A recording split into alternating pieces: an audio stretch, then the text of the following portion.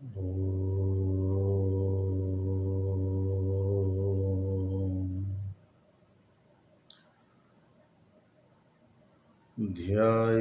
नित्यं महेशं रजतगिरिनिभं चारुचन्द्रावतंसं रत्नाकल्पोज्ज्वलांगं परशुमृगवरा भीतिहस्तं प्रसन्नं पद्मासीनं समन्तात् स्तुतममरगणैर्व्याघ्रकृतीं वसानं विश्वाद्यं विश्ववन्द्यं निखिलभयहरं पञ्चवक्त्रं त्रिनेत्रम् लम्बोदरं परमसुन्दरमेकदन्तं पीताम्बरं त्रिनयनं परमं पवित्रम् उद्यद्दिवाकरनिभोज्ज्वलकान्तिकान्तं विघ्नेश्वरं सकलविघ्नहरं नमामि। मम न भजनशक्तिः पादयोस्तेन रक्तिः न च विषयविरक्तिः ध्यानयोगेन शक्तिः इति मनसि सदाहं चिन्तयन् आद्यशक्ते रुचिरवचनपुष्पैः अर्चनं संचिनोमि। आपदामपहर्तारं दातारं सर्वसम्पदां लोकाभिरामं श्रीरामं भूयो भूयो नमाम्यहम्। मूकं करोति वाचालं पङ्गुं लङ्घयते गिरिं यत्कृपातमहं वन्दे परमानन्दमाधवम्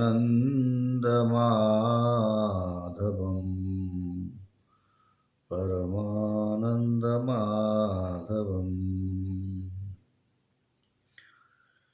ॐ भद्रं कर्णेभिः शृणुयाम देवाः भद्रं पश्येमाक्षभिर्यजत्राः स्थिरैरङ्गैस्तुष्ट्वांसस्तनूभिर्व्यसेम देवहितं यदायुः। स्वस्ति न इंद्रो वृद्धश्रवाः स्वस्ति नः पूषा विश्ववेदाः स्वस्ति नस्तार्क्ष्यो अरिष्टनेमिः स्वस्ति नो बृहस्पतिर्दधातु। ॐ शान्ति शान्ति शान्तिः।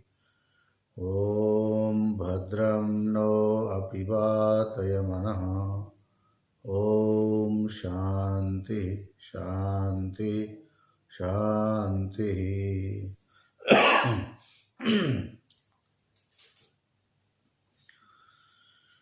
चन्द्रशेखर चन्द्रशेखर चन्द्रशेखर पाहि मां। चन्द्रशेखर चन्द्रशेखर चन्द्रशेखर रक्ष माम्। चन्द्रशेखर चन्द्रशेखर चन्द्रशेखर रक्ष माम्। कृष्ण केशव कृष्ण केशव पाहि मां। कृष्ण केशव कृष्ण केशव कृष्ण केशव पाहि मां। राम राघव राम राघव राम राघव रक्ष मां। राम राघव राम राघव राम राघव रक्ष मां। चंद्रशेखर चंद्रशेखर चंद्रशेखर पाहि मां। चंद्रशेखर चंद्रशेखर चंद्रशेखर पाहि मां। श्याम माधव श्याम माधव श्याम माधव रक्ष मां। श्याम माधव श्याम माधव श्याम माधव पाहि मां। चंद्रशेखर पाहि मां। चंद्रशेखर रक्ष मां। प्रेम से बोलिए आनंद कंद श्री कृष्ण चंद्र भगवान की जय। बाबुलनाथ महादेव की जय। सिद्धि विनायक गजवदन गणेश भगवान की जय। मुंबा देवी की जय। महालक्ष्मी माता की जय। सत्य सनातन धर्म की जय। ओम नमः पार्वती पते हर हर महादेव।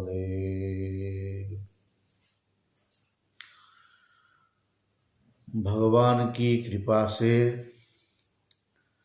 लगभग हम लोग लगातार करीब 16 तारीख से जो ये प्रारंभ हुआ था लघु वासुदेव मननम, अब समाप्ति की ओर है। 12 वर्णक चल रहा है।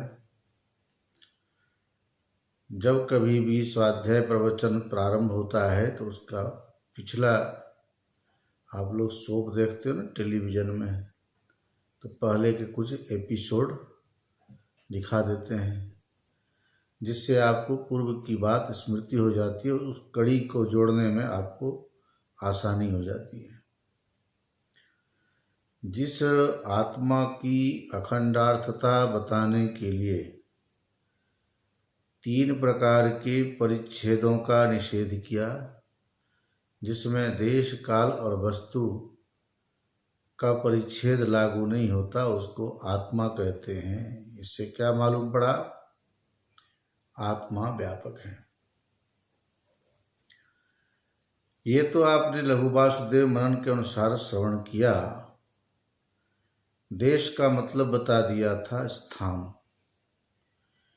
हम लोग जब जन्म लेते हैं तो शरीर जन्म लेता है, इसलिए इंडिया में पैदा होने से हमको इंडियन कहा जाता है।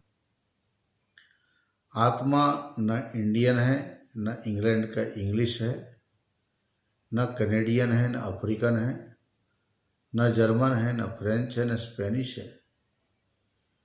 आत्मा सर्वत्र एक समान है। देश की सीमा से परे होने के कारण इसको असीम कहा जाता है। इसी को बोलते अपरिच्छिन्न। यदि भारत की सीमा से वह सीमित हो जाता तो इसको कहेंगे परिच्छिन्न, अव्यापक। जो व्यापक होता है वह अपरिच्छिन्न होता है, अर्थात एक ही जगह का नहीं होता, सर्वत्र उसकी व्यापकता, जिसको हम कहते ओमनी प्रेजेंट। ये जो सुप्रीम पावर है, जिनको हम लॉर्ड बोलते हैं, गॉड बोलते हैं, वीटो पावर, सुप्रीम पावर आदि का नाम दिया, साइंस के हिसाब से, साइंटिफिक रीजन को देखते हुए ऐसा कह दिया जाता है। कोई ऐसे कॉस्मिक है, सुप्रीम पावर है, उसी को हमारे यहाँ परब्रह्म परमात्मा कहते हैं, जो सबसे बड़ा है, बृहत्वात्, सबको अपने अंदर सीमेंट के पिरो करके रखता है। बृंहणत्वात् इति ब्रह्म, ब्रह्मेति परमात्मेति भगवान इति शब्दते गद्यते। ये जो भगवान शब्द है, ब्रह्मेति परमात्मेति, जो ब्रह्म है वही परमात्मा है, उन्हीं को हम भगवान भी कहते हैं।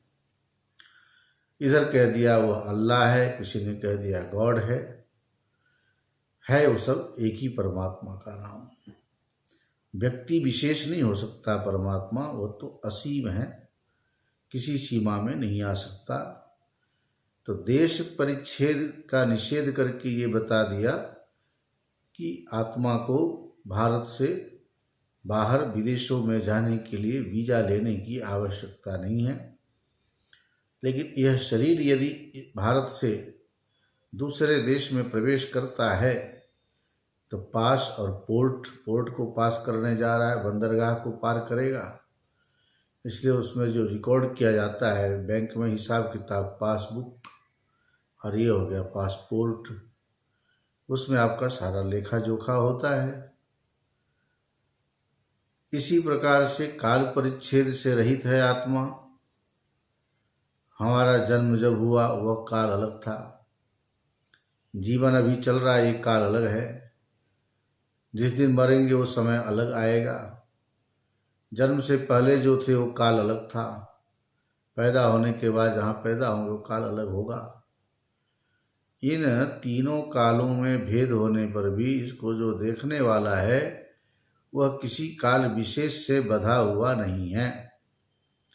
कालः कलयताम अहम, भगवान ने बताया कि कालों की जो कलना है वह मैं ही हूँ। दिन हुआ रात हुआ सबको मिला करके परमात्मा ने ही ये सब किया। हम लोगों के द्वारा ये काल्पनिक है, कल्पना की गई। पृथ्वी के टुकड़ा में कल्पना कर लिया, यहाँ तक भारत की सीमा है, इसके बाद पाकिस्तान शुरू होता है, इधर नेपाल शुरू होता है, उधर बांग्लादेश शुरू होता है, इधर भूटान शुरू होता है, उधर बर्मा शुरू होता है, इधर श्रीलंका शुरू होता है। श्रीलंका के आगे कोई देश है उसके लिए वहाँ सीमा बनी है, यह कनाडा है, यह अमेरिका है। ऐसे करके जो सीमा बनाई गई है, उस देश के अंदर जो भेद किया गया है, ये हम लोगों के द्वारा काल्पनिक है। काल का हिसाब वही है, पिछला साल, सन 19, सन 20, सन 21, आने वाला काल। विगत काल जो सन 18, सन 17, सन 15, सन 16, 14 आदि। वर्तमान में आज इतनी तारीख हो गई, ये महीना हो गया, आज का ये दिन है, आज ये तिथि है। मासाब्द युगकल्पेषु गतागम्यश्वनेकधा नो देति नास्तमेत्येका संविदेशा स्वयं प्रभा। उसके जो प्रकाश रूपता है उसमें जो ब्रह्म अनादि है, ब्रह्म के बारे में सुनने से विशेषता नहीं आती, नहीं सुनने से कोई कमी नहीं आती। वह कनियान आदि से धर्मों से रहित है, घटना बढ़ना जिसमें लागू नहीं होता, हमेशा एक रस रहता है, एक रूप में रहता है, कभी उसमें बदलाव नहीं आता। ऐसे काल की सीमा, देश की सीमा का निषेध कर दिया।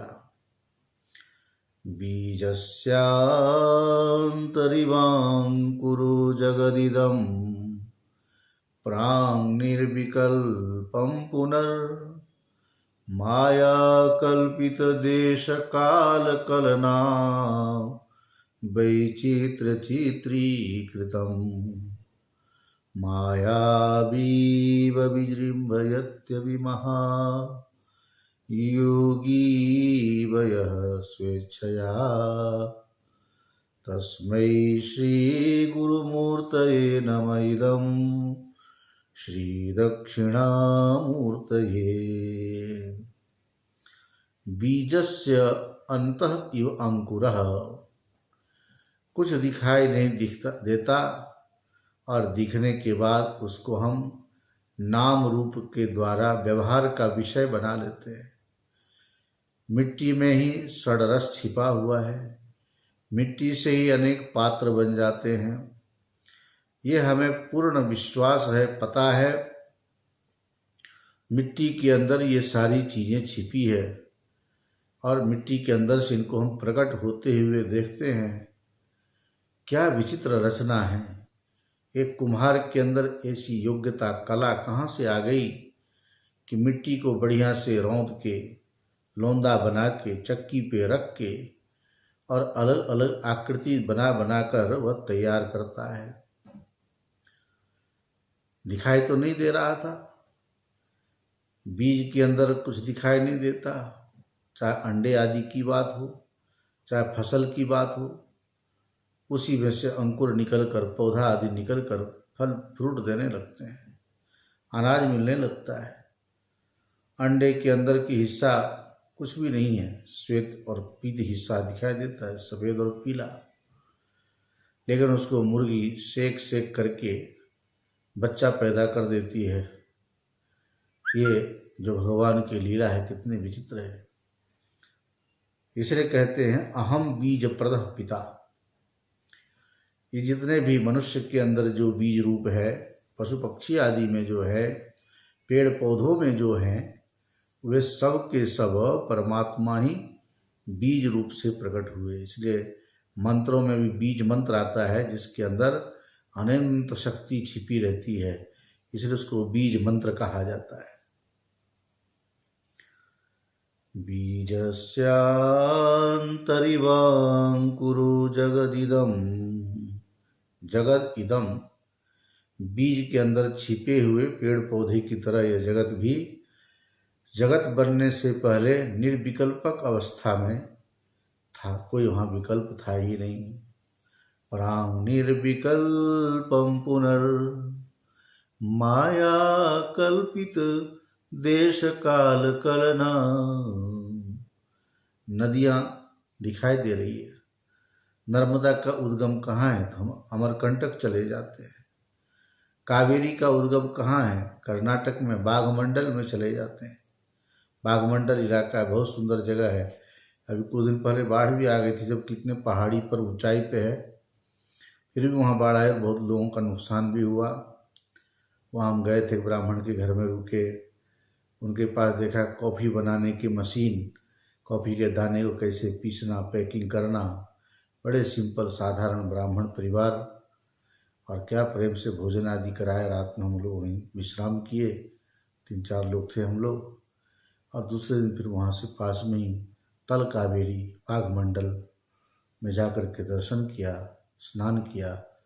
तो कावेरी नदी यहाँ से प्रारंभ होती है और अमुक जगह पर जाकर लीन हो जाती है। नदी की शुरुआत और अंत का पता चलता है, लेकिन आप हर चीज़ के आदि अंत का पता लगा सकते हो। इस संसार की शुरुआत कहाँ से हुई आज तक कोई नहीं बता पाया। नाम तो न चादीर न च संप्रतिष्ठा, कुछ भी मालूम नहीं पड़ता कहाँ से इसका प्रारंभ है, कहाँ इसका अंत है। इसलिए दुनिया गोलमोल है। गोलमाल होने से गोलाई चीज़ के आप नहीं कह सकती शुरुआत इसमें कहाँ से। जोड़ आदि देख के कर तो यहाँ जोड़ा गया है, बाकी सीधे गोलाई को देखे तो नहीं मालूम पड़ता। रोटी को तोड़ते तो मुंह बन जाता है, बाकी रोटी में मुंह कहीं होता थोड़ा ही है। अंतिम टुकड़ा रहेगा तो रोटी की पूंछ की भी आप कल्पना कर सकते हो, बाकी पूंछ वहाँ है क्या। ठीक इसी प्रकार से जगत के आदि अंत की आप कल्पना ही कर सकते हो, वास्तविकता तो इसमें कहीं कुछ है नहीं। जब ये सृष्टि बनी, ठीक है, जगत बनने से पूर्व निर्विकल्पक अवस्था में था सदरूप जो परमात्मा। जब उसने कल्पना की, कौन सी जगह थी वो, यहीं बाबुलनाथ के पास में कहीं शुरू हुआ क्या संसार, और यहाँ से धीरे धीरे फैलते फैलते पूरे दुनिया में चला गया। बाबुलनाथ तो एकदम समुद्र तट पर है, सारी नदियाँ समुद्र में आ रही है, यहाँ से जाने का मतलब नहीं है। भले ही खूब उमस होती है, गर्मी होती है, समुद्र से जल बादल खींच करके बरसाता है ले जा करके हिमालय में, और वहाँ से फिर पानी लौट के ही वापस आ जाता है। तो नीचे से ऊपर जाना, ऊपर से फिर नीचे आना दिखाई देता है, यही हाल हम लोगों का है। आ रहे हैं, जा रहे हैं, लेकिन कहाँ से शुरू होता है, कैसे सृष्टि प्रारंभ हुई। इसलिए पुष्पदंताचार्य जी बोलते किमीह किम कायः सखलु किमुपायस त्रिभुवनम। हे भगवान, किम यह, आपकी चेष्टा कैसी है, कहाँ पर बैठ के आप इस सृष्टि का निर्माण कर रहे हैं। संसार को बनाने वाले का शरीर कैसा होगा, कैसे उनके पास सामग्रियाँ होगी, कितना बड़ा भंडार होगा। हर व्यक्ति के अंदर जन्म के समय में कितनी चीज़ें होनी चाहिए, पैदा होने के बाद इतने दिनों के बाद दांत आएगा, इतने वर्षों में दाढ़ी आएगी, मूछ आएगी। ऐसी व्यवस्था करने वाले, बड़े सुंदर ढंग से सृष्टि की प्रक्रिया जिन्होंने बनाई, उनको हम क्यों नहीं याद कर पाते। ये हमारी जो विमुखता है, बहिर्मुखता है, इसी वजह से हम इतना नहीं सोच पाते। तो ये जगत कहाँ से प्रारंभ होता है, बनाने वाला कौन है, कैसा है, आज तक कोई जान नहीं पाया।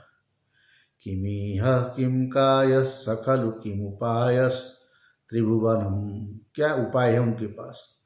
भोजन बनाने के लिए हमें पता है, सब्जी को काटते कैसे, धोते कैसे, बनाते कैसे, पकाते हैं कैसे, थाली में परोस के ले आया, खा लिया, हो गया।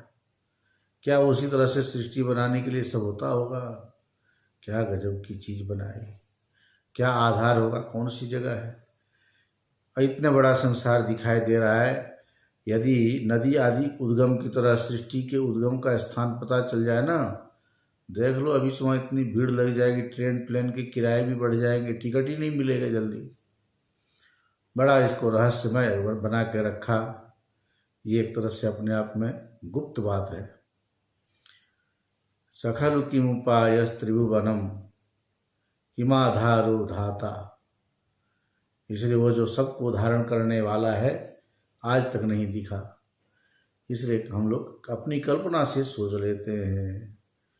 प्रांग निर्विकल्पम पुनर् माया कल्पित देश काल कलना वैचित्र चित्रीकृतम। माया कल्पित देश काल कलना, माया स्वयं काल्पनिक है, तो उसके द्वारा बनी हुई चीज़ भला वास्तविक कैसे हो सकती है। इसलिए ये भारत है, ये अमेरिका है, ये नेपाल है, ये बांग्लादेश, ये कनाडा है, हम लोगों ने ये सब नाम दे दिया, सीमा बांध दिया।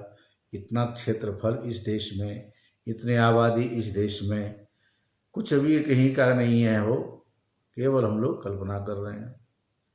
देश काल कलना, देश काल आदि का जो ये समूह है, वैचित्र्य चित्रीकृतम, भगवान ने हम लोगों की आवाज़ एक जैसी नहीं है, थोड़े उसमें भी विशेषता ला दिया। स्त्री की आवाज़ पतली होगी, आदमी की आवाज़ मोटी होगी। बचपन में बच्चे की आवाज़ भी पतली होती है, जब थोड़ी उम्र बढ़ती है तब गला फटता है तो आवाज़ में एकदम मोटापन आ जाता है। और यदि ये मोटापन स्त्री के आवाज़ में आवे तो बोले औरत होकर मर्द जैसी आवाज़ निकालती है। आदमी की आवाज़ पतली रह जाए तो बोलते मर्द होकर के औरत जैसी आवाज़ निकालता है। ये रूढ़ हो गया कि औरत की आवाज़ ऐसी होती है, मर्द की आवाज़ ऐसी होती है, लेकिन इसका भी भेद करने वाला कौन है, कैसे हम लोगों ने कल्पना की है। वैचित्र्य, विचित्रता है किसमें, हम लोगों के चित्रों में। एक का चेहरा दूसरे के चेहरा से नहीं मिलता। ऐसे तो लोग कहते हैं कि एक ही चेहरा की तरह 7 चेहरे वाले दुनिया में होते हैं। और उसी हिसाब से कुछ वर्ष पहले इराक के राष्ट्रपति सद्दाम हुसैन ने अपने जैसे ही 7 रूप वाले लोग बनाए थे। अमेरिका को गच्चा देते रहे, धोखा देते रहे, जिसे पता नहीं चले कि असली सद्दाम हुसैन कौन है। जब उसके अपने ही लोग खिलाफ हो गए, विरोध में आए, उन्होंने ठिकाना बता दिया। बेचारा कहीं छिपा हुआ था ज़मीन के अंदर, वहाँ से निकाल के ढूंढ के निकाला, डीएनए टेस्ट कराएगा तो पता चला कि असली सद्दाम हुसैन ये है। अब डीएनए टेस्ट करने की मशीन बनाकर हमारे जीन्स से पता चल जाता है कि ये हमारा बच्चा है या ये इसका बाप है। कैसी विचित्र चीज़ें बनी हैं। नहीं तो कोई किसी को बता ही नहीं सकता, छिपा सकता है। उस छिपाने को पकड़ने के लिए भी मशीन बन गई। फोरेंसिक जांच करते हैं, नार्को टेस्ट होता है। आप क्या बोलते हो, आपको ऐसे अवस्था में ले जाते हो, आप सच्ची बातें सब उगल देते हो। जब तक आप अपनी बुद्धि से चलते हो तो हर बात को छिपाने की कोशिश करते हो। इसलिए उसके लिए मशीनें सब ऐसी ऐसी आ गई हैं। उन मशीनों को बनाने वाला भी परमेश्वर ही है, जिसने ऐसी बुद्धि दी कि जब लोग डाल डाल करें तो तुम पात पात बन करके इनकी जांच परख करो। वैचित्र चित्रीकृतम, ऐसे चेहरा आदि किसी का नहीं मिलना, आवाज़ नहीं मिलना, स्वभाव नहीं मिलना, और ऐसे एक नहीं सबका हाल है। एक दूसरे का चेहरा नहीं मिलता, स्वभाव नहीं मिलता, विचार नहीं मिलता। ऐसे जो ये काल्पनिक जगत है जिसको देख करके मंद मंद मुस्कान होनी चाहिए। कब?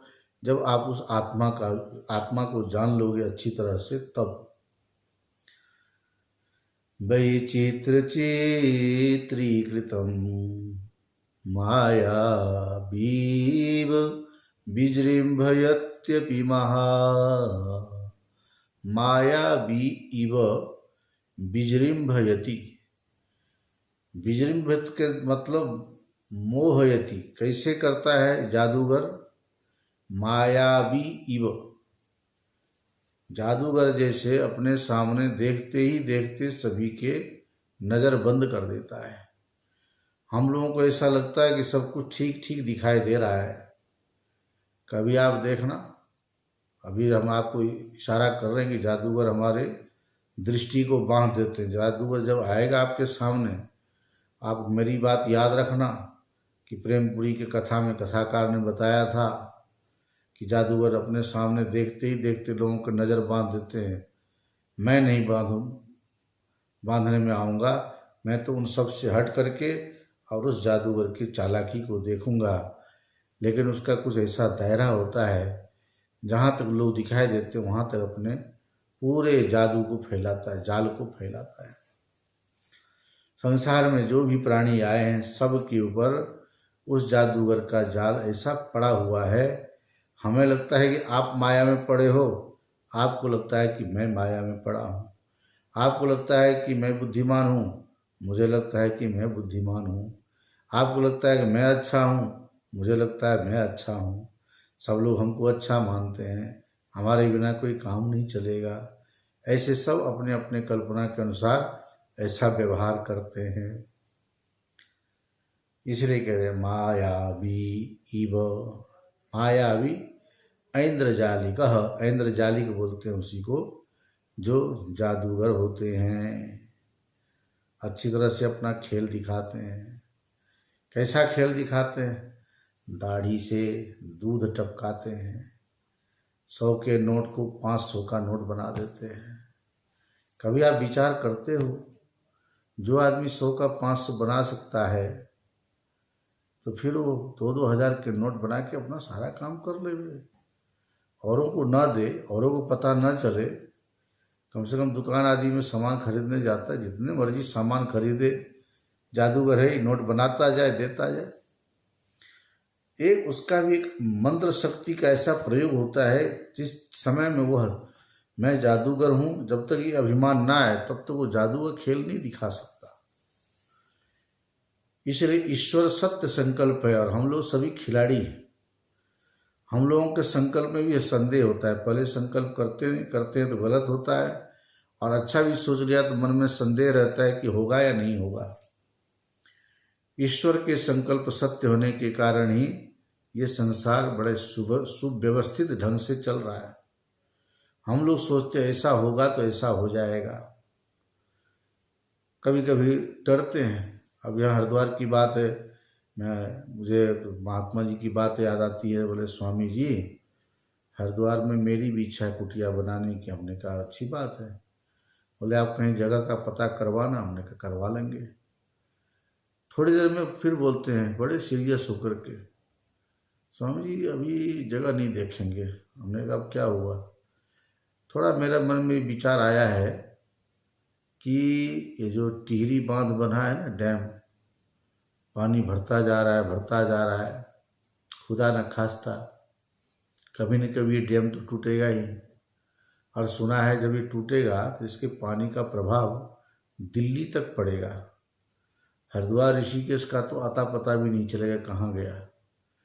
उस समय हरिद्वार में जगह जगह खाली हो जाएगी, उस समय फिर बनाएंगे, बना लेंगे। ऐसे वो बोल रहे थे। तो मायावी इव बिजरिम भयति भी महायोगी व यह स्वेच्छया। हम आप अपने कल्पना में जीते हैं कि ऐसा होगा तो ऐसा हो जाएगा, ऐसा होना था, ऐसा नहीं होना था। लेकिन महाराज जब उनके चोट, डंके की चोट पड़ती है, सब खेल वहीं ठप हो जाता है। हम अपनी कल्पना के अनुसार विवाह करते हैं, कल्पना के अनुसार पढ़ते हैं, कल्पना के अनुसार संतान उत्पन्न करते हैं, और उस कल्पना में कितनी वास्तविकता होती है इसको आप अच्छी तरह से जानते हो। मायावी इव बिजरिम भयति अपि महायोगी वयः स्वेच्छया। महायोगी जैसे अपनी इच्छा से अलग अलग रूपों को धारण करते हैं, ऐसे वह इंद्रजालिक मायावी हम लोगों को नोट आदि दिखाकर प्रभावित कर सकता है। लेकिन इतना पता होना चाहिए कि ये पैसे आदि किसी काम के नहीं हैं। हमें भले वो 200 का 500 के नोट दिखा करके रिझा लेवे, आनंदित कर देवे, लेकिन वह नोट किसी के काम का नहीं है। यदि है तो फिर वो 10 रुपये 20 रुपये के टिकट क्यों रखता है जादू दिखाने के लिए? इतना तो पक्का मालूम है कि जो हम लोग दे रहे वो असली है, जो दिखा रहा है वो नकली है। अब हम लोग असली रूप में आत्मा से जुड़े हैं, अधिष्ठान रूप में आत्मा ही हैं, लेकिन हम तटस्थ होकर के उस जादूगर के खेल का आनंद जैसे लेते हैं, उसी प्रकार से उस महायोगी परमात्मा, महायोगेश्वरोश्वर जो हैं, उनके द्वारा इतना बड़ा खेल दिखाया जा रहा है। तो भ्रामयन सर्वभूतानि, सभी भूतों को नचा रहे हैं। यंत्र आरूढ़ानी माया, माया के द्वारा उस यंत्र पर आरूढ़ होकर के हम सब नाच रहे हैं। लेकिन नाचते नाचते अब मन में ये आ गया कि मैं क्यों नाचूं, और मैं ऐसे नाचूं तो ऐसे नाचूं। जाहि विधि राखे राम ताहि विधि रहिए, ये भावना यदि प्रबल रहेगी तो फिर अपनी तरफ से आप कुछ भी कोशिश नहीं करोगे। मायावी वै विजृंभयत्यपि महा योगी वयः स्वेच्छया। तस्मै श्री गुरुमूर्तये नमः इदं श्री दक्षिणामूर्तये। ऐसे ज्ञान स्वरूप, दक्षिणा स्वरूप, मनीषा स्वरूप, बुद्धि स्वरूप जो जिनकी मूर्ति है, ऐसे भगवान, उनके हम वंदना करते, उनको नमस्कार करते, प्रणाम करते हैं कि हे प्रभु, आपने ऐसा खेल दिखाया कि हम समझ ही नहीं पाए। हमें तो इस खेल के एक पार्ट बन करके, एक हिस्सा बनकर, एक खिलाड़ी की भूमिका लेकर खेलना था, लेकिन हमने सोचा कि मैं अपनी मर्जी से खेलूँगा, अपने हिसाब से खेलूँगा, और इसलिए आज हमारे ऊपर दुखों का अंबार लग गया। बड़े दुखी हो गए, परेशान हो गए। ये बात हम आपको इसलिए सुना रहे हैं कि हम आत्मा के अंदर इतने सारी चीज़ों की कल्पना कर लेते हैं जिससे वह आत्मदेव अत्यंत सूक्ष्म बुद्धि के द्वारा ग्रहण करने के योग्य हैं, और हमारी बुद्धि में स्थूलता आ गई। मोटी बुद्धि होने के कारण हम ऐसे सूक्ष्म पदार्थों का चिंतन करने में असमर्थ हो जाते हैं। इसलिए श्रुति को बार बार ये कहना पड़ता है, उपदेश देना पड़ता है। एवं चेत श्रुति आत्मा सदरूपश्चिद रूप आनंद रूप इति। बार बार आत्मा चिद रूप है, सदरूप है, आनंद रूप है, जो श्रुति कह रही। क्यों? इति पुनः पुनः किम अर्थम उपदिशति, क्या अलग अलग अर्थ बताने के लिए बार बार बोलना पड़ता है या एक ही अर्थ को बार बार कह रही है श्रुति? यदि एक ही बात करिए तो एक ही उपदेश से काम हो जाना था। एकेन एव उपदेशेन आत्मनो ज्ञातुम शक्यत्वादि चेत। कहते हैं सुनो, श्रुतेस्तात्पर्यम ब्रवीमि, भगवती श्रुति का अभिप्राय क्या है वो हम तुम्हें बताते हैं। कथामिति चेत, वो ऐसा क्यों है, बार बार श्रुति को ये सब क्यों कहना पड़ता है, बोलना पड़ता है। आत्मनिष्ठम सत्वम जगति चित्तम जड़ेषु बुद्ध्यादिषु आनंदत्वम पुत्र भार्यादिषु च जगन्निष्ठम असत्वम बुद्ध्यादिनिष्ठम जड़त्वम पुत्र भार्यादिनिष्ठम दुःखत्वम च सच्चिदानंद आत्मनि च परस्परम वैपरीत्येन अविद्यया आरोपितम। कैसे हम इसके ऊपर एलिगेशन करते हैं, एलिगेशन जो आरोप लगाते हैं, ये आरोप को सिद्ध करना पड़ता है। लोग में आरोप प्रत्यारोप का जैसे दौरा चलता है, जैसे इसके दौड़ में हम सब फंसे हुए हैं, ऐसे उस शुद्ध आत्मा में प्रपंच का आरोपण किया गया, एलिगेशन किया गया, थोपा गया है नहीं, थोप दिया गया है। और जो चीज़ थोपी जाती है उसको वहाँ से हटाना चाहिए, क्योंकि वो उसका स्वरूप नहीं होता। आत्मनिष्ठम सत्वम जगति, ये जो लघु वासुदेव मनन की जो पंक्ति है, आत्मा में रहने वाले सत्य को लोग, आत्मा की जो अपनी सद्रूपता है, उस सद्रूपता का आरोप कहाँ करते हैं? जगत में। और उसमें रहने वाले चित्त जो चैतन्य को जड़ पदार्थ बुद्धि में आरोपित करते हैं। आत्मा के सद्रूपता का आरोप जगत में करते हैं और चिद्रूपता का आरोप बुद्धि में करते हैं। हाँ, ये ध्यान देना थोड़ा, बहुत अच्छी बात है। आप लोग बहुत सुने हो वेदांत, लेकिन कुछ कुछ नवीनता नूतनता भी आती है। तो भगवती श्रुति जो बार बार उपदेश देती है, क्यों देती है? इस शिष्य के उत्तर में गुरुदेव ने कहा कि आत्मा में रहने वाले सत्य को जो लोग हैं वो जगत में आरोपित करते हैं। आत्मा के अंदर जो चित्व, जो चिद्रूपता है, चैतन्य, उसका आरोप जड़ पदार्थ जो है बुद्धि में आरोपित करते हैं। हम लोगों की बुद्धि कैसी लगती है? चेतन ही लगती है, चेतन की तरह है, और चेतन की सत्ता से चेतन जैसे है, वास्तव में बुद्धि, मन, प्राण सबको जड़ बताया। एवं तन्निष्ठ, उससे युक्त, अर्थात आत्मा में जो आनंद रूपता है, उस आनंद का आरोप पुत्र भार्य आदि में, बेटे में, पत्नी में करते हैं। आनंद का आरोप गौण आत्मा में, अर्थात पत्नी में, पुत्र आदि, यही हमारे आनंद के स्वरूप है, आनंद के साधन है। अर्थात इनसे हमें आनंद मिलता है, ऐसा भ्रम होता है।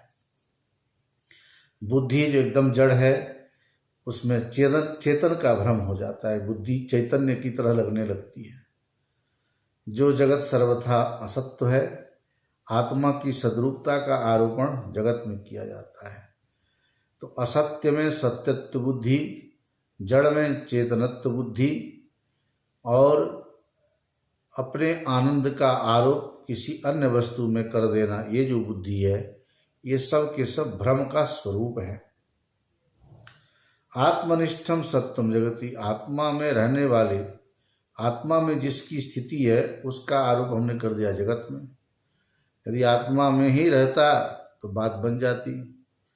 जो चीज़ जहाँ नहीं है उस चीज़ का वहाँ आरोपण किया जाए तो ये भ्रम के कारण होता है। चित्तम जड़ेषु बुद्ध्यादिषु, चित्तनिष्ठ अर्थात आत्मनिष्ठ जो चेतन है, वह जड़ रूपी बुद्धि में उसका आरोपण होता है, बुद्धि को चेतन कह दिया जाता है। आनंदत्वं च पुत्र भार्यादिषु च, आनंदत्व कहाँ है भाई? आनंद रूपता कहाँ दिखाई देती है? तो बेटे में, पत्नी में। जगदनिष्ठम असत्वम बुद्ध्यादिनिष्ठम जड़त्वम पुत्र भार्यादिनिष्ठम दुःखत्वम च। जगत में असत्व है, आत्मा में सत्व है। बुद्धि में जड़त्व है, आत्मा में चेतनत्व है। पुत्र भार्यादि में दुख है, लेकिन हम उसमें आनंदत्व मान रहे हैं। तो सत्व, चित्व और आनंदत्व, सद्रूपता, चिद्रूपता और आनंद रूपता तीनों आत्मा में है। लेकिन आत्मा की सद्रूपता का आरोप हम जगत में कर देते हैं, आत्मा की चिद्रूपता का आरोप बुद्धि में कर देते हैं, और आत्मा की आनंद रूपता का आरोप पत्नी में, बेटे में कर देते हैं। अब ये सब आपको ये समझाया जाएगा, कहा जाएगा लघु वासुदेव मनन में कि ये सब के सब अध्यास है, भ्रम है, वास्तविकता नहीं है ये। और मैं कह रहा हूँ इसलिए आप मानो, मेरा ऐसा भी अभिप्राय नहीं है। शास्त्र ने हम लोगों के जो भ्रम होता है ना, उस भ्रम के स्वरूप को बता दिया है। यदि आपको अपने भ्रम का ज्ञान नहीं है, आप भ्रमित हो, या आपको मालूम नहीं है, तो आप भ्रम के स्वरूप को इस शास्त्र को पढ़ के समझ सकते हो कि हम लोग कितने भ्रमित हैं। और ऐसा नहीं कि अभी भ्रमित हुए, जन्म जन्मांतर से भ्रमित हो रहे हैं। थोड़ी देर के लिए कल्पना कीजिए, भगवान सूर्य जिधर से उदित होते उसका नाम हमने पूर्व दिशा रख दिया, सनराइज, और जिधर सनसेट होता है उसको हम पश्चिम कहते हैं। लेकिन जब आप कहीं नई जगह में जाते हो, अभी सूर्य उदित होते हुए नहीं देखा है, आज रात में भी पहुंचे हो, कल सवेरा जब हुआ तब मालूम पड़ेगा, तो आप प्राय पूछते हो कि पूर्व दिशा किधर है। सोने के लिए आप अपने सिराने आदि बनाने के चक्कर में किधर सोना है, तो उसके लिए आप पूछते हो। अथवा कोई नहीं बता रहा तो अपने पास कंपास रख करके उस कंपास को रख देते हो, कांटा जिधर जाता है ईस्ट वेस्ट नॉर्थ साउथ सब बता देता है ना, ऐसा ही होता है। तो जगत किधर से शुरुआत है, किसको हम कहें कि ये उचित है और किसको कहें कि ये अनुचित है, ये तो एक व्यवस्था बनाने के लिए है। तो आत्मा की जो सद्रूपता, चिद्रूपता और आनंद रूपता का हमने जो आरोपण किया, सद्रूपता का आरोपण जगत में, चिद्रूपता का आरोपण बुद्धि में, और आनंद रूपता का आरोपण पत्नी पुत्र आदि में। पत्नी पुत्र को क्या बताया, इसमें केवल दुख ही दुख है। हम ज़्यादा गहराई में नहीं जाएंगे, लेकिन जितने भी लोग हैं सबका अनुभव कुछ न कुछ तो है।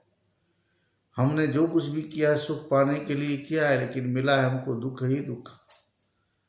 हमने बुद्धि, मन, प्राण सबको चेतन समझा है, लेकिन ये सब हैं जड़ ही जड़।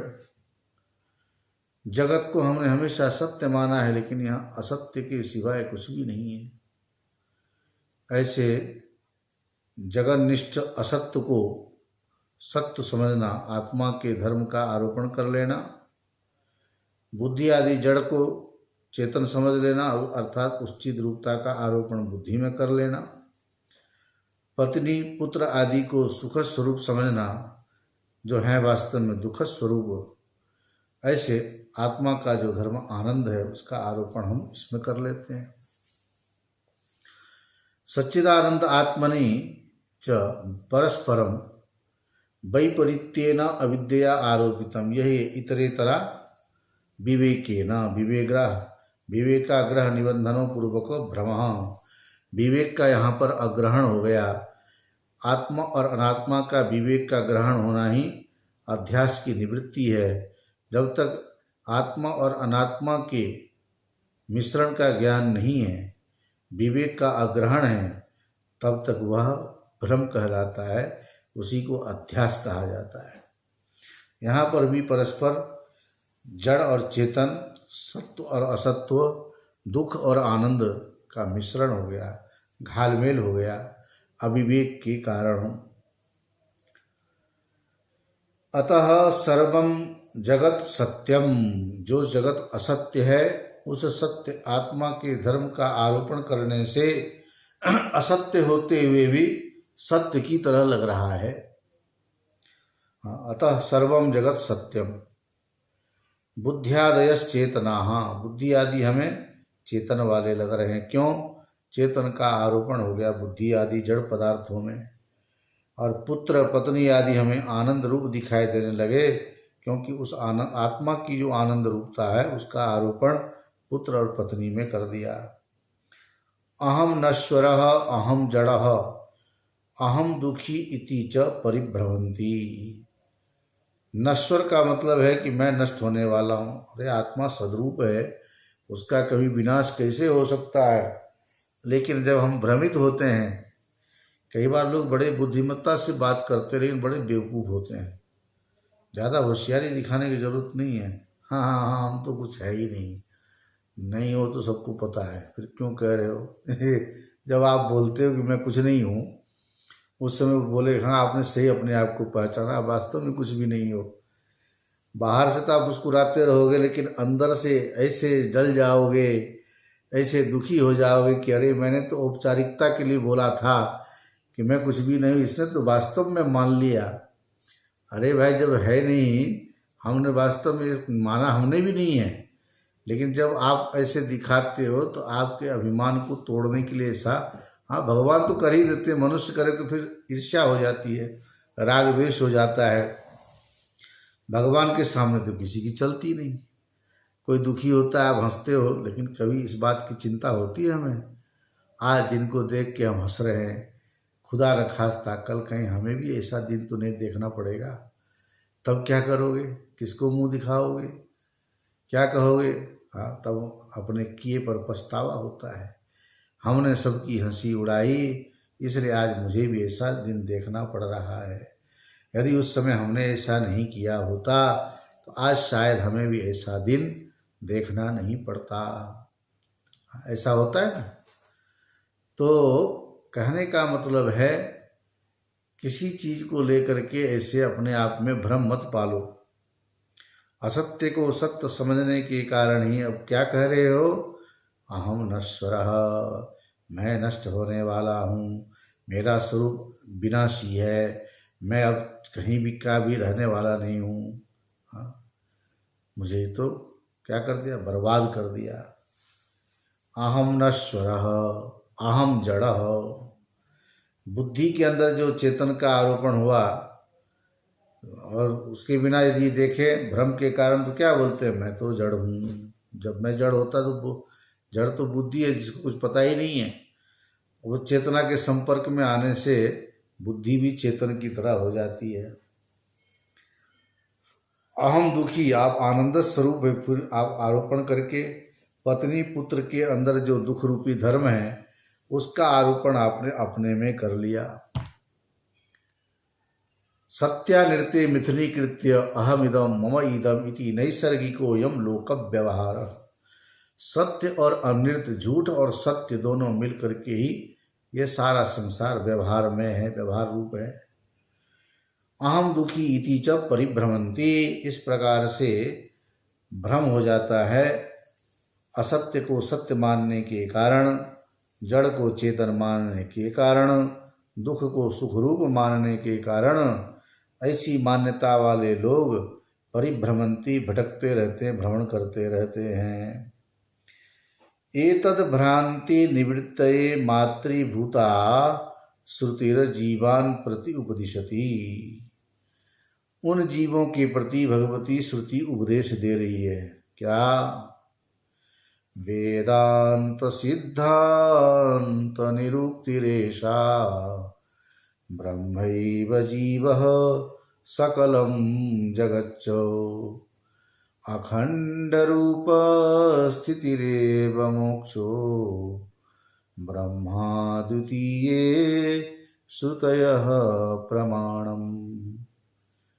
वेदांत सिद्धांत ऐसा निरुक्ति, वेदांत सिद्धांत का ऐसा कहना है, वेदांत में ये बताया गया है। ब्रह्म एव जीव, जो ये जीव है ब्रह्म रूप ही है। और ये जो संसार दिखाई दे रहा है, हाँ 5 प्रकार के भेद को अनादि बताया। जीव ईश्वर का भेद, जीव जगत का भेद, ईश्वर जगत का भेद, जड़ चेतन का भेद, जड़ों का परस्पर भेद, ये जितने सब भेद है ना, ये सब अनादि रूप है। पहले हमारे पूर्वज लोग सब लोग उसी भेद को मानते हुए आए और आज भी हम वही मान रहे हैं और हमारी पीढ़ी भी आने वाली इसी भेद को मानेगी। कितने भी चिल्लाते रहो हम सब एक हो जाएंगे, ना, कभी नहीं। जहाँ जहाँ आपका अपना स्वार्थ सिद्ध होता है, कभी कभी हिंदुओं को हम देखते हैं मुसलमान की प्रशंसा करते हैं, हमारे मित्र हैं मुसलमान बड़े अच्छे हैं, क्यों लोग बदनाम करते हैं। कभी कोई मुसलमान हिंदू की प्रशंसा कर रहे होते हैं कि हिंदू बड़े अच्छे होते हैं, क्यों इनको काफिर कहा जाता है।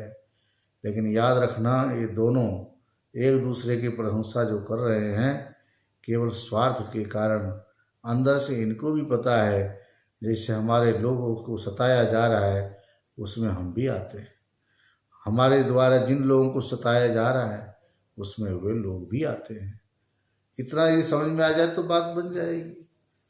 लेकिन जब स्वार्थ को हम ऊपर रखते हैं, स्वार्थ से हम ऊपर नहीं होते, स्वार्थ को ही ऊपर रख देते हैं, तब व्यक्ति के अंदर विवेचना शक्ति शिथिल हो जाती, क्षीण हो जाती है। इसलिए ऐसा होता है। तो वेदांत सिद्धांत की जो निरुक्ति है, कहा ब्रह्म एव जीवः, ये जो जीव है ब्रह्म रूप ही है, ब्रह्म से अलग नहीं है और सारा जगत भी उसी में है। ऐसे जगत को, जीव आदि को परमात्मा रूप समझ करके अखंड रूप स्थिति एवं मोक्षो, ऐसे अखंड भाव में जो स्थित हो जाते हैं यही मोक्ष का स्वरूप है।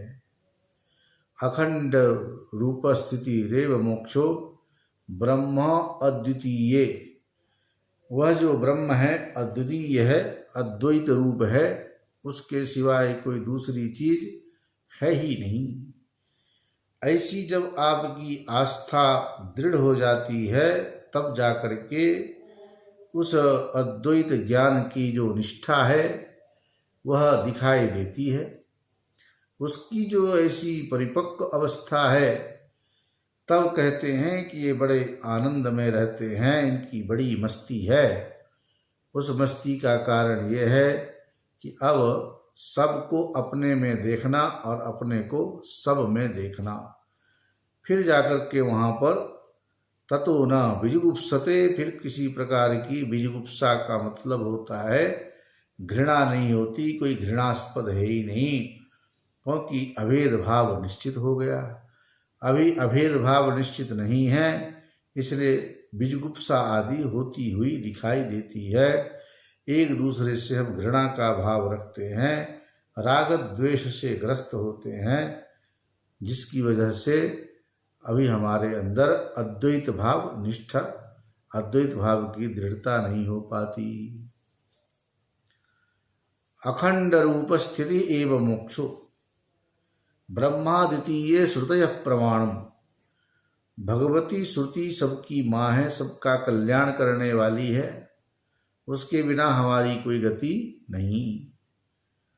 अतः एतद भ्रांति निवृत्तये, भ्रांति भ्रम किसको बोलते हैं इसका स्वरूप आप लोगों ने अच्छी तरह से जाना सुना। आत्मा के धर्मों का अनात्मा में आरोपण करके, अनात्मा के धर्मों का आत्मा में आरोपण करके जो घाल मेल हो गया, सत्य और झूठा, सच्चा और झूठा दोनों में फर्क करना भी मुश्किल हो रहा है। इसी को अब फर्क करना है, अलग अलग करना है, विवेचना करनी है। विवेक का जो अग्रहण है अब उसको ग्रहण करना है। विवेक ग्रह हो जाएगा, विवेक की प्राप्ति हो जाएगी तो फिर यह भ्रम निवृत्त हो जाएगा। अभी यह भ्रम भ्रम न होकर सत्य जैसा लग रहा है। इसलिए शुरू में हमने कहा था देहात्म प्रत्ययो यद्वत्, देह में जो आत्म प्रत्यय है उसी की तरह जब तक शरीर में आत्मत्व बुद्धि करने में हमें संकोच नहीं होता, लेकिन जब आत्मा में आत्मत्व बुद्धि करने के लिए कहा जाता है तो आप कहते हो ये कैसे संभव है, ये कैसे हो पाएगा। तब कहते हैं लौकिकम तद बदे वेदम, जैसे लोक में शरीर को आत्मा बेधड़क कहते हैं, बेझिझक होकर कहते हैं, कोई संकोच नहीं होता उनको कहने में। ठीक उसी प्रकार से आत्मा का निश्चय जब तक न हो जाए, शास्त्र के प्रमाण को रूप में मानकर, प्रमाण मानकर, जिस दिन आत्मा में आत्मत बुद्धि का निश्चय हो जाएगा उसी दिन हमारा कल्याण हो जाएगा।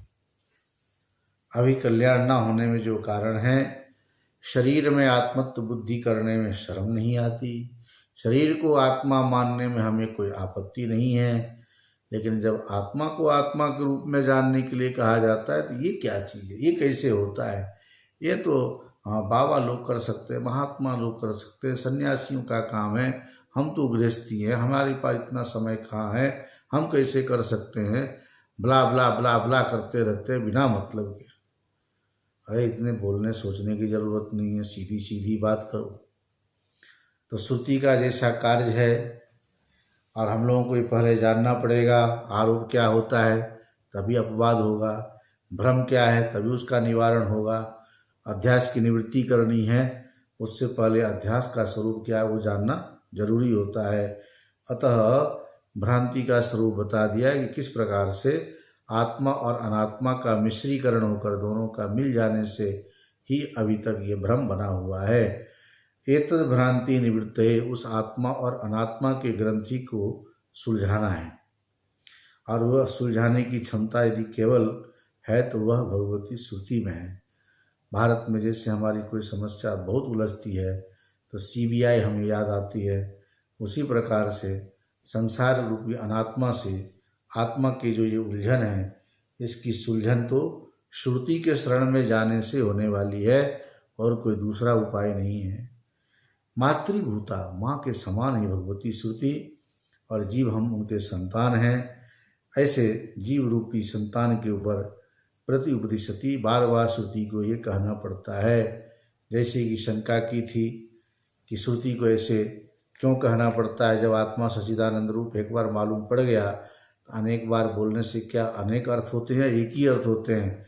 जब एक ही अर्थ हैं तो एक ही बार उपदेश देने से हो जाना चाहिए था, बार बार उपदेश देने की जरूरत क्यों पड़ती है, तो इसीलिए पड़ती है। कथा मेरी चेत, किस प्रकार से भगवती श्रुति उपदेश देती है इसका विस्तार से यहाँ से प्रतिपादन होगा। ये हमारे सिद्धांत की बात है, ये हम लोगों को जानना चाहिए। इसलिए कह दिया श्रोतव्य श्रुति वाक्यभ्यो, श्रुति वाक्यों का ही श्रवण करें। जितने भी प्रमाण हैं उसमें सबसे श्रेष्ठ प्रमाण है श्रुति प्रमाण। सुन सुन करके एक श्रुत परंपरा से गुरुजनों ने अपने गुरुओं से सुना, हमारे गुरुओं ने अपने गुरु से, उनके गुरु से, मतलब श्रुति स्मृति पुराणा नाम जो कहा जाता है शंकराचार्य जी के लिए, तो शंकरम लोक शंकरम, भगवान शंकराचार्य जी गुरु बन कर के आए, भगवान शंकर ही शंकराचार्य बन के आए। तो ईश्वर हो गुरु हो आत्मेति, ईश्वर गुरु और अपने आत्मा, इन तीनों में मूर्ति भेद, केवल मूर्ति का भेद है, लेकिन व्योमवत आकाश की तरह वह सब में एक समान है, व्याप्त है। परमात्मा शरीर को ग्रहण करते हैं अलग अलग, तो ये गुरु हैं, ये आत्मा है, ये शिष्य है, अनेक रूप दिखाई देते हैं। ईश्वरो गुरुरात्मेति मूर्ति भेद विभागने, ईश्वर और गुरु ये दोनों की आत्मा एक ही है, मूर्ति के भेद से अलग दिखते हैं। ऐसी दृष्टि जिनकी होती है उसके ऊपर गुरु की कृपा हो जाती है।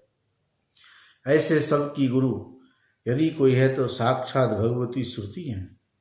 हम सबके कल्याण करने के लिए इस प्रकार से भगवती श्रुति हमारे लिए लग जाती है।